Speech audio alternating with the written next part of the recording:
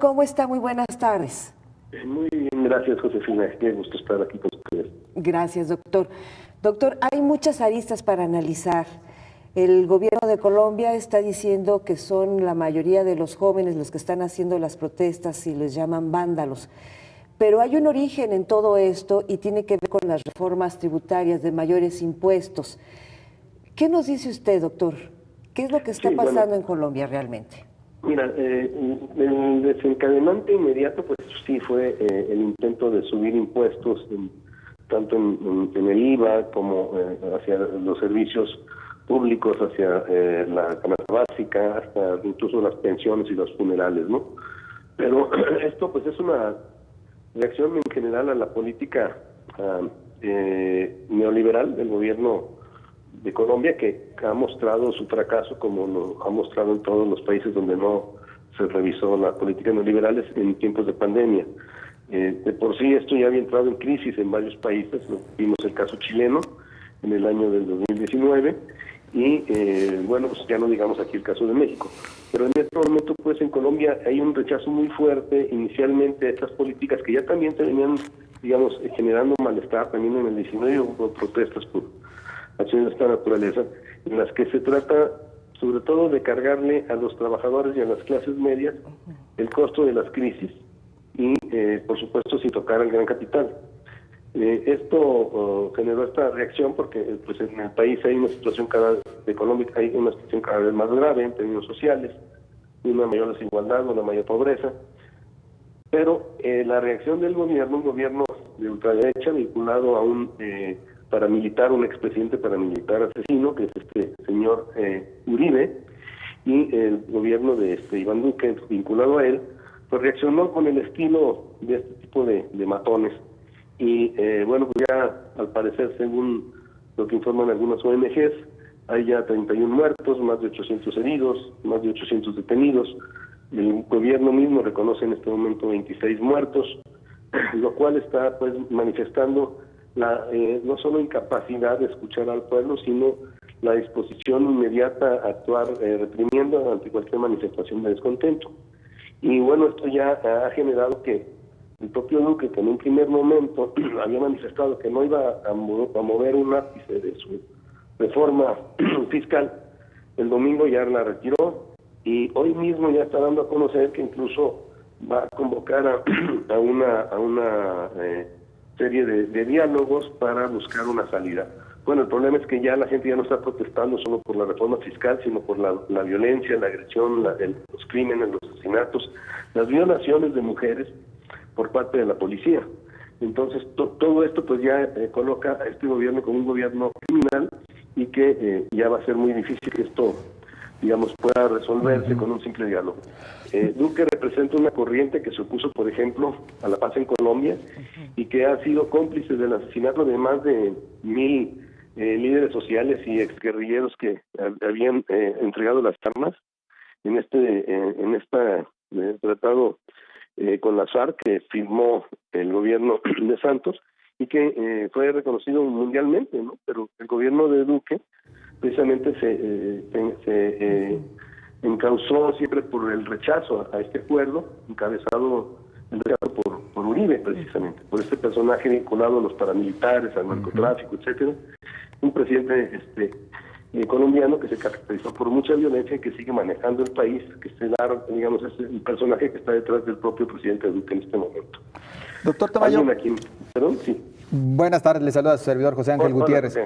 Oiga, doctor, sí. Por una parte bien nos señala usted, bueno, todo lo que tiene que ver con estos errores desde el gobierno. Por la otra parte también, desde el gobierno advierten que han salido en estas manifestaciones grupos armados. ¿Qué tanto riesgo o posibilidad existe de que se reactiven o ya estén muy activas las guerrillas también allá en Colombia? Bueno, mira, son dos cosas diferentes. Yo primero no diría que son errores, son actos criminales de este gobierno de Duque. Y segundo, esto de los grupos armados tiene dos vertientes. Una son los vándalos, que se ha descubierto que son provocadores, incluso están filmados policías cambiándose el uniforme para vestirse de civiles e ir a provocar acciones violentas y luego justificar la represión, ¿sí?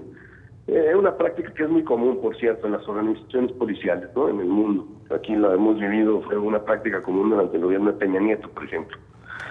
Pero estas provocaciones, digamos, también a veces son parte de la actividad de algunos grupos ultra, pues como dirán, anarquistas, del llamado bloque negro, por ejemplo, que suelen actuar de esa manera, que simplemente dañan a los movimientos sociales. Pero en este caso en particular lo que se ha detectado es acciones policiales. Y lo otro, grupos paramilitares armados que están atacando a la propia población. Esos grupos paramilitares son los que siempre protegió Uribe, precisamente. Su hermano está encarcelado por eso, vinculado también al crimen organizado, y Uribe ha sido acusado de estar vinculado a estos grupos paramilitares. En el caso de la guerrilla es una situación diferente. Las FARC prácticamente entraron a un proceso de legalización, se constituyen un partido, pues están siendo prácticamente, decíamos, acabadas a través del asesinato de sus dirigentes, de sus miembros, como sucedió hace más de 25 años con los del movimiento del M-19, que a su vez también fueron al diálogo, acordaron la paz, se constituyeron un partido, la Unión Patriótica, y después fueron masacrados, prácticamente asesinados, ¿verdad?, para acabar con esta organización. Pero una parte de los que se habían acordado ir a la paz, pues, ya se volvieron a reincorporar a la lucha armada, efectivamente, por la acción del gobierno de Duque, que no ha implementado las medidas de paz, sino por el contrario, ha permitido el crimen, el asesinato de estos guerrilleros. Y por otro lado, hay que recordar que en Colombia hay un movimiento guerrillero con el que Duque se ha negado a ningún acuerdo.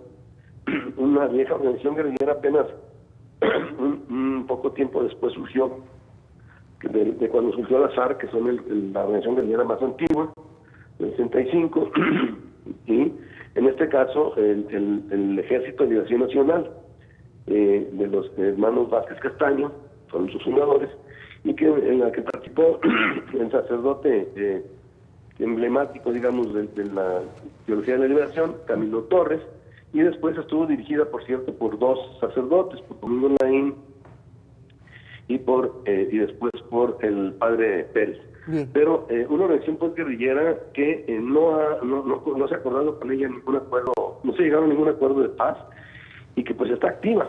Entonces, esta organización pues no ha bajado, digamos, las armas, y en esas condiciones pues simplemente pareciera a Duque estar dando la razón, mostrando que la única salida es la violencia, que no hay posibilidades de diálogo, aunque hoy, como dije, ha llamado un diálogo. Hay que ver si esto es una simple trampa para que en cuanto baje el movimiento, pues volver a sus políticas represivas y a sus políticas económicas neoliberales. Pero en principio la violencia con la que trató a la gente que protestaba, las provocaciones montadas por la propia policía, pues realmente colocan al gobierno de Duque en una situación muy difícil, y como digo, pareciera darle la razón a la guerrilla. Oiga, doctor, ¿no? Doctor, en menos de un minuto, porque ya nos marcaron pausa, pero a lo que nos está señalando, si no se da este diálogo, y si se da, veremos en qué condiciones, ¿se corre el riesgo de que Colombia repita la historia del Chile del 2019? Bueno, sí, aquí hay que tomar en cuenta que igual que en Chile, los que han salido a la calle fundamentalmente han sido los jóvenes. Hay que recordar también aquí en Jalisco y en el país lo hemos vivido, los jóvenes son los que no se han detenido frente al miedo a la pandemia o frente a la amenaza de violencia. Y bueno, en Colombia están ellos en la calle, traen primero lo que podría ser una agenda muy limitada, que era el asunto contra la reforma fiscal, y ahora una agenda mucho más importante, que es contra la violencia, contra el autoritarismo y contra el modelo neoliberal en su conjunto. Algo parecido a lo que pasó en Chile, efectivamente. Así es. Estimado doctor, como siempre, un enorme placer escucharle, y ojalá sea de utilidad para nuestra audiencia. Hasta muy pronto, doctor. Hasta luego. Hasta luego, doctor Jaime Tamayo Rodríguez.